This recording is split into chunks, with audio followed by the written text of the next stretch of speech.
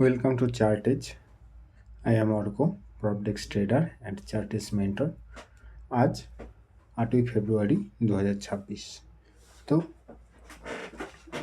Overall আমরা market view দেখব next উইকের জন্য, যেটা second week of February.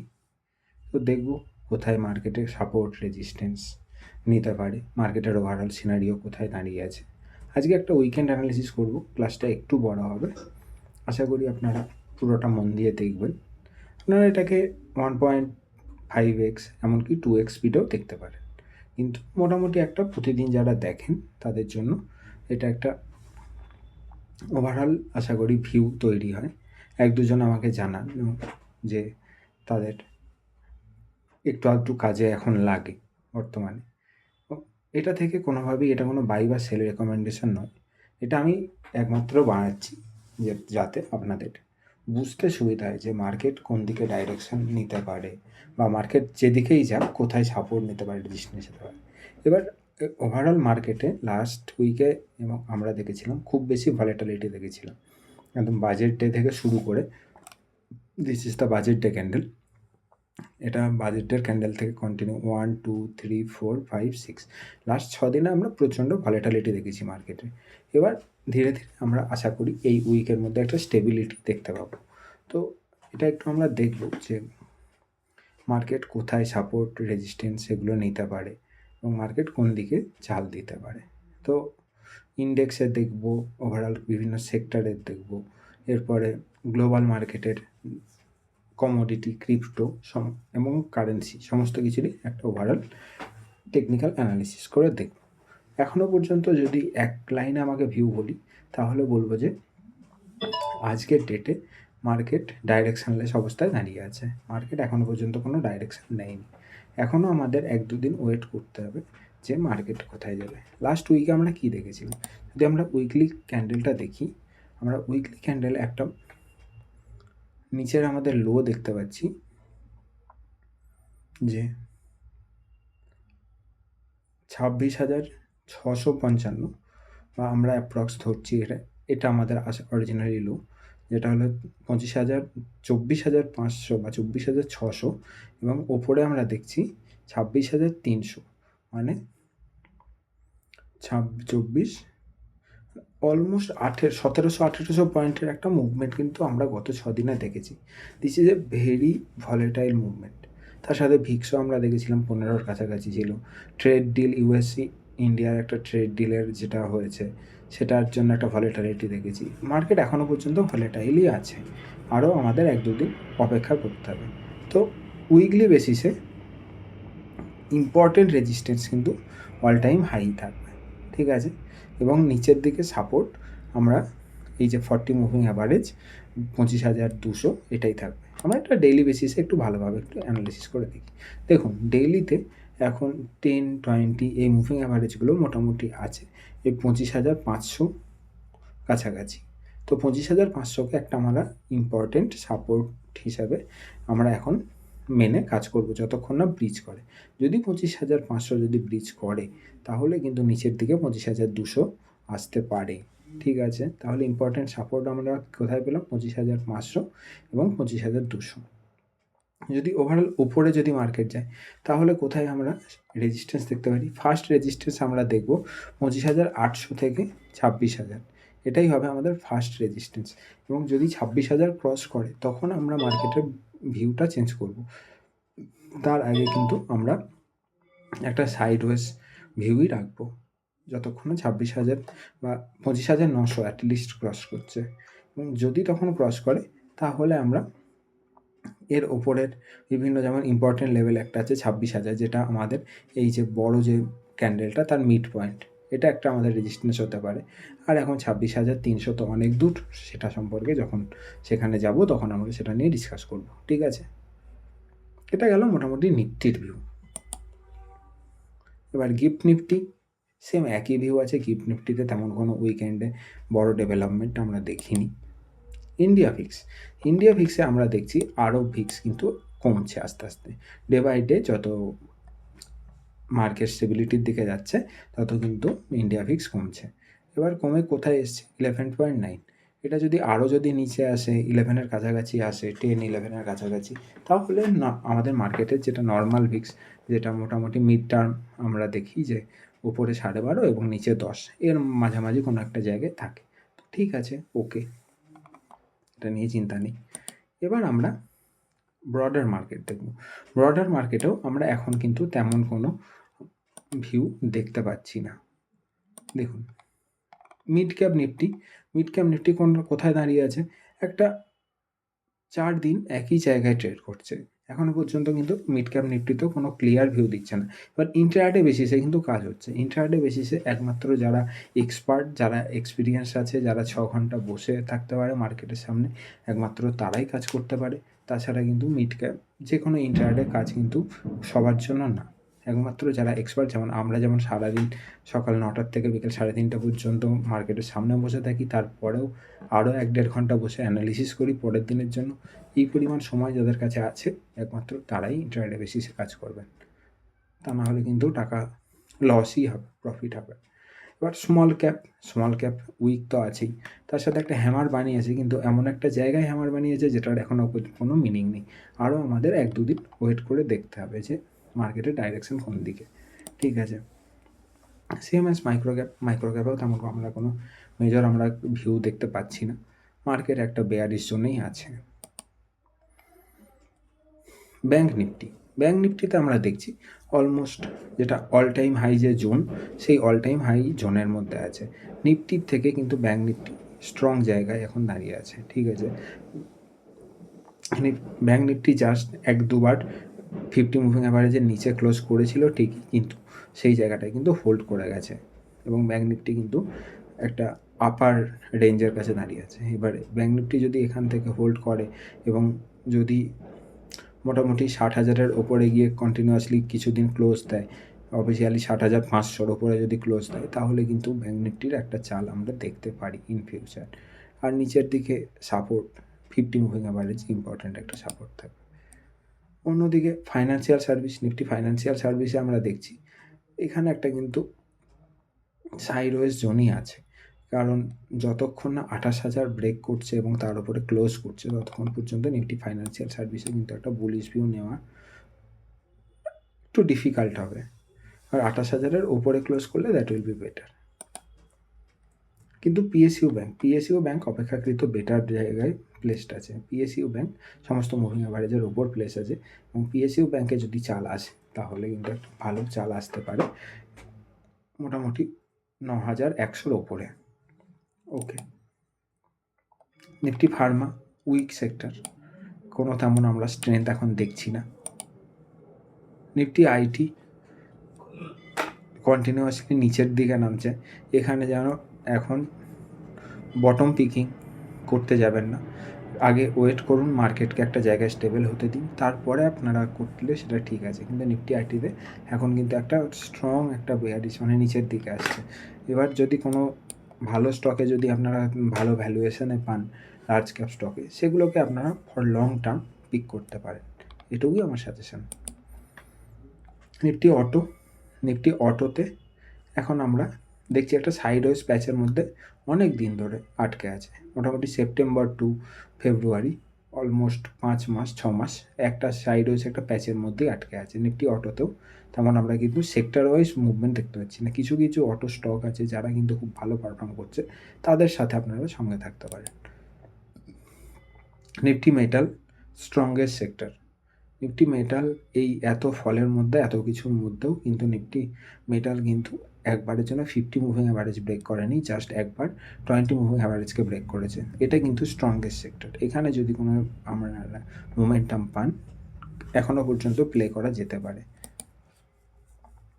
Nifty oil and গ্যাসে যে ক্রুডের সাথে ক্রুডে এখন হাই ভলেটিলিটিতে কাজ হচ্ছে, সেই জন্য অয়েল অ্যান্ড গ্যাসেও মোটামুটি সেই জায়গাটা ধরে রেখেছে। এবার যদি ক্রুডের যদি প্রাইস বাড়ে, তাহলে ওএমসি কোম্পানিগুলোর একটা আপসাইড মোমেন্টাম একটা দেখা যেতে পারে। আবার যদি তাহলে কিন্তু একটা ডাউন মুভমেন্ট দেখা যেতে পারে, ভুল বললাম।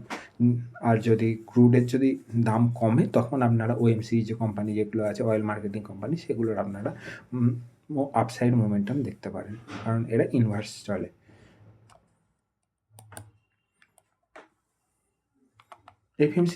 এফএমসিজিতে আমরা একটা বটমের কাছে বা এর আমরা যদি উইকলি চার্ট দেখি তাহলে দেখতে পাবো আরও ভালো করে যে এটা যেটা অল ইম্পর্টেন্ট সাপোর্ট লেভেল, যেটা 2023 জুন থেকে কন্টিনিউ হয়ে আছে, 2023 থেকে 24, 25, 26 সেখানে কিন্তু একটা ইম্পর্টেন্ট রিভার্সাল একটা ক্যান্ডেল তৈরি হয়েছে। এখানে কিন্তু একটা রিস্ক টু রিওয়ার্ড অনুযায়ী এফএমসিজিতে প্লে করা যেতে পারে। সিমিলার টাইপের চার্ট যদি আপনারা কোনো এফএমসিজি সেক্টরের কোনো স্টকে পান, তাহলে কিন্তু এখানে একটা রিস্ক টু রিওয়ার্ড অনুযায়ী একটা ফেভারেবল মুভ পেতে পারেন। ঠিক আছে, এটা কিন্তু বাই সাপোর্ট ট্রেড এখান থেকে হতে পারে। এখানে কিন্তু নিফটি এফএমসিজি উইকলি বেসিসে কিন্তু একটা রিভার্সাল, একটা স্ট্রং একটা এনগালফিং প্যাটার্ন কিন্তু বানিয়েছে। ঠিক আছে, নিফটি, সেই জন্য নিফটি এফএমসিজিতে কিন্তু একটু নজর রাখবেন।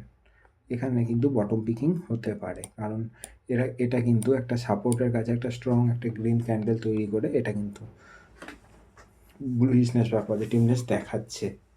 ঠিক আছে, অন্যদিকে নিফটি রিয়ালিটির যদি আমরা উইকলি চার্ট দেখি তাহলে আমরা কি দেখব, উইকলি চার্টে যেটা প্রিভিয়াস লো ছিল এপ্রিল 2025-এর, সেখান থেকেই কিন্তু রিভার্স করেছে এবং অলমোস্ট 7%-এর একটা ক্যান্ডেল দিয়েছে। ঠিক আছে, এবার এখান থেকে এটার থেকে যদি আপনারা উইকলি দেখুন, ডেইলিতে শর্ট টার্মে যদি আমরা ডেইলিতে দেখি তাহলে আমরা এবার কিন্তু একটা রিভার্সাল প্লে করার গেলেও যেতে পারে। ঠিক আছে, তবে স্টক স্পেসিফিক, এটা কিন্তু মোমেন্টাম প্লে না, এটা একটা রিভার্সাল প্লে কিন্তু এখান থেকে করা যেতে পারে। ঠিক আছে, রিয়ালিটিতেও কিন্তু একটা এই সিগন্যাল আমরা পাচ্ছি। তাহলে আমরা এখন ট্র্যাকে রাখবো এফএমসিজি এবং রিয়ালিটি রিভার্সাল প্লে করার জন্য। ঠিক আছে, নিফটি কনজিউমার ডিউরেবিলিটি সেম টাইপের স্ট্রাকচার বানিয়েছে, যেটা প্রিভিয়াস বটম ছিল মানে মার্চ 2025-এ, সেখান থেকেই কিন্তু একটা আপ মুভ দিচ্ছে এবং 6%-এর একটা মুভ দিয়েছে। এরপরে এই মুভমেন্ট কতটা স্টেবল হবে, কতটা স্থায়ী হবে, সেটা দেখে করতে হবে, মানে স্টক স্পেসিফিক আপনারা দেখে করতে পারেন। কিন্তু আমরা আজকের ডেটে বা 2 ফেব্রুয়ারি যে উইকলি ক্যান্ডেল বা ফার্স্ট উইক অফ দ্য ফেব্রুয়ারি 2026-এর যেটা ক্যান্ডেল, সেখানে কিন্তু এখানেও একটা আমরা রিভার্সাল সাইন কিন্তু পাচ্ছি। ঠিক আছে, ক্যাপিটাল গুডস এখন একটা সাইডওয়েজ প্যাচের মধ্যেই আছে। এটার থেকে বাকি যে 3টে সেক্টর, এখানে রিভার্সাল প্লে কিন্তু বেটার হবে। ওভারঅল আমরা দেখলাম মার্কেটের অন্যান্য সেক্টরের তুলনায় এফএমসিজি, রিয়েলিটি এবং কনজিউমার গুডস এরা কিন্তু একটা উইকলি বেসিসে একটা রিভার্সাল সাইন কিন্তু দিয়েছে। তো একদম ইম্পর্ট্যান্ট এদের যেটা উইকলি সাপোর্ট, সেখান থেকে কিন্তু রিভার্স করছে, এই জন্য আমরা এটাকে ট্র্যাকে রাখবো। অন্যদিকে গ্লোবালি যদি আমরা দেখি তাহলে ডলার ইন্ডেক্সকে আমরা দেখছি যে 97.6-এর কাছাকাছি, মানে আমরা যদি ডেইলিতে যাই তাহলে আমরা কি দেখছি 97.6-এর কাছাকাছি আছে। ওয়েল অ্যান্ড গুড, ঠিক আছে, এটাকে নিয়ে আমাদের অতটা কোনো চাপ নেই। ওকে, ইউএসডি আইএনআরও 90.5, 90-এর কাছাকাছি এসে কাজ করছে। ওকে, এখন 90-এর কাছাকাছি থাকাটা বেটার। যদি 90-এর থেকে কন্টিনিউয়াসলি বেশি বেড়ে যায় তখন সেটা কিন্তু একটা কনসার্নের কারণ হয়ে দাঁড়াবে। ঠিক আছে, অন্যদিকে S&P 500-এর 6 ফেব্রুয়ারির ক্যান্ডেলটা কিন্তু খুব ভালো 2% আপ মুভের ক্যান্ডেল ছিল। মানে S&P 500 কন্টিনিউয়াসলি 50 মুভিংয়ের অ্যাভারেজের কাছাকাছি আসছে এবং এখান থেকে রিভার্স নিয়ে আবার অল টাইম হাই টাচ করছে, এটা বারবার কিন্তু করছে। এখান থেকে আমাদের তাহলে কি, যে মার্কেট মানে গ্লোবাল মার্কেট কিন্তু উইক নয়, গ্লোবাল মার্কেট কিন্তু নিজের অল টাইম হাইয়ের যে জোন সেটাকে কিন্তু ধরে রাখছে স্ট্রংলি। ঠিক আছে, তার মানে এটা কি ওভারঅল গ্লোবালের মার্কেট বেটারই আছে। EU50 এটাও তার অল টাইম হাই যে জোন সেটার মধ্যেই একটা আছে, মানে ইউরোপিয়ান স্টকসও মানে ইউরোপিয়ান মার্কেটও একটা বেটার একটা জায়গাতেই প্লেস আছে। অন্যদিকে গোল্ড কিন্তু এর 20 মুভিং অ্যাভারেজ এটাকে কিন্তু বেশ ভালোভাবে হোল্ড করছে, 1 2 3 4 5 5 দিন ধরে হোল্ড করছে। যদি এই জায়গাটা যদি হোল্ড যদি সুন্দর করে নেয়, তাহলে কিন্তু আবার গোল্ডের একটা এখানে সাইডওয়েজ মোমেন্টাম দেখতে পারি। সেটা যদি আবার ব্রেক করে, যেমন লাইক প্রিভিয়াসলি, তাহলে কিন্তু আমরা আবার একটা আপ মুভ দেখতে পারি। আর এটা উইক কখন হবে? এটা উইক হবে এটা যদি 50 মুভিং অ্যাভারেজ 1,42,000 যেটা আছে সেটা যদি ব্রেক করে তার নিচে আসে, তখন কিন্তু আমরা উইকনেস এখানে দেখতে পাবো। যতদিন এর 20 মুভিং অ্যাভারেজ, 50 মুভিং অ্যাভারেজ এগুলোকে সুন্দর করে হোল্ড করছে, ততদিন কিন্তু এখানে উইকনেস প্লে না করাটাই ভালো। তবে এই এখন যে মুভমেন্ট, তখন এখন একটু লং করারও অ্যাডভাইজেবল নয়, কারণ এক্সটেন্ডেড মার্কেট। সিলভার এটা যেটা একটা বড় যে আমরা ফল দেখেছিলাম, তার যে লো সেটা হলো 2,27,000। 2,27,000-এর লেভেল যতদিন হোল্ড করছে, ততদিন আমরা এটার একটা সাইডওয়েজ ভিউই রাখবো। এবং যদি ওপরের দিকে অ্যাটলিস্ট 2,65,000 কিংবা 2,86,000 এই লেভেলগুলোকে ব্রেক করে তার উপরে যায়, তখন আমরা আবার একটা সাইডওয়েজ টু বুলিশ একটা ভিউ নেব। তার আগে পর্যন্ত এটাকে একটা সাইডওয়েজ টু নেগেটিভ জোনে রাখবো। ক্রুড অয়েলও একটা সাইডওয়েজ রেঞ্জ বলা যেতে পারে। এটাকে একটা আপ সুইংয়ের পর একটা আমরা পুল ব্যাক দেখেছি। তার উপর কিন্তু যতদিন 5,560, 80 বা 5,600 লেভেল যতদিন হোল্ড করছে, ততদিন এখানে একটা বুলিশনেস আছে। অন্যদিকে ন্যাচারাল গ্যাস 317-এর কাছে এসে ট্রেড করছে। এবার এটার প্রিভিয়াস লো আছে 272। এবার 272-এর উপরে হোল্ড করছে ততদিন বুলিশ। এখানে একটা বড় ভিউ নিয়েই এখানে চলতে হবে। এখানে যে মাইক্রো ভিউ নেব তেমন কিন্তু জায়গা এখানে নেই, কারণ এখানে কমোডিটির মুভমেন্টটা খুব ভলেটাইল মুভমেন্ট হচ্ছে। এবং বিটকয়েন বিটিসিতে আমরা দেখছি একটা 60,000 পর্যন্ত, মানে এটার একটা মোটামুটি একটা লেভেল ছিল। মানে এটাই আমি এক্স্যাক্ট লেভেল বলবো না, এটাকে আমি তাহলে সেটাকে বলা হবে যে জোর করে বলছি।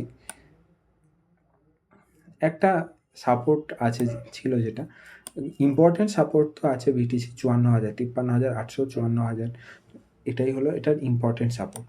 এবার তার কাছে আসে কিনা সেটা আমাদের দেখতে হবে। কিন্তু আপাতত যেটা লো তৈরি হয়েছে সেটা হলো 60,000। এই 60,000 যতদিন হোল্ড করছে ততদিন পর্যন্ত এখন বেয়ারিশ প্লে না করাটাই বেটার। যদি আবার 60,000 ব্রেক করে, তখন কিন্তু 53,700 পর্যন্ত আসতে পারে। উপরের দিকে গেলে 74,000, 79,000 এবং একটা ইম্পর্টেন্ট যে জোন আছে সেটা হলো 84,000। 84,000 পয়েন্ট লেভেল কিন্তু উপরে গেলে বিটিসি কিন্তু দেখাতে পারে। ঠিক আছে, কারণ কি আছে এখানে কিন্তু সুইংয়ের যেটা লো আছে এই 84,400, 500, এটা কিন্তু আমরা একটা ফুল ব্যাক র্যালি এখানে দেখতে পারি। ঠিক আছে, এটাই গেল ওভারঅল অ্যানালিসিস মার্কেটে এখনও পর্যন্ত যদি এফএমসিজি, তারপর রিয়েলিটি, এই ধরনের সেক্টরগুলোকে দেখুন, যদি কোনো রিভার্সাল স্টক পান কাজ করতে পারেন। তাছাড়া বাকি এখনও 1-2 দিন ওয়াচ করুন। ইন্ডেক্সে যদি কিছু কাজ করতে হয় সেটা ইন্টারডে বেসিসে করতে পারেন, তবে সেটা লেভেল দেখে যারা রেগুলার কাজ করেন তারাই করবেন, তাছাড়া কেউ যেন করবেন। ওভারঅল এটুকুই বলার ছিল। আজকের ক্লাস এখানেই শেষ করি। সবাই ভালো থাকবেন, সুস্থ থাকবেন।